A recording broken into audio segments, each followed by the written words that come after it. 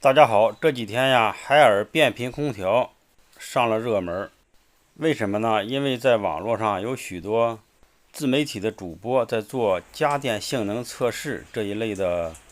内容，他们通过对各个品牌变频空调的测试，发现这个海尔变频空调啊，不能在低频状态下保持。我们一般认为变频空调是这样工作的，在达到它的设定温度后啊，压缩机的频率降到最低，功率降到最低。你像美的、格力都可以在达到设定温度以后啊，他们的变频压缩机可以在低功耗100瓦的情况下呀，长期保持。当室内温度增加的时候啊，它又可以高速的运行。而海尔变频空调呢，在达到设定温度以后，它的压缩机在低功耗300瓦左右的时候就停机了。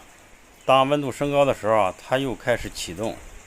这样呢，测试人员就认为你的变频空调和定频空调一样了，也是在不断的启停来调节室内的温度。我呢是这样看这个问题的：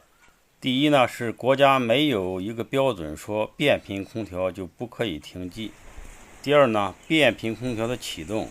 不和定频空调一样是硬启动，它是一个由低速向高速逐渐启动的过程，因此它启动时的功耗并不大。第三个呢，网上也有许多人发表评论说，当压缩机在100瓦低速运行的时候，对压缩机的伤害是最大的，并且压缩机在100瓦低速运行的时候，它只是维持一个空调开启的状态，根本呢也不做功。这个时间段的能耗也是一种浪费。而海尔空调设定到300瓦以下停机，也许是工程师们为了延长压缩机的使用寿命而特意这样设计的。而且海尔空调的温控做得很准确，没有因为它的频繁停机而影响舒适性。因此海尔空调无论从节能、舒适度以及噪音方面都做得还是不错的。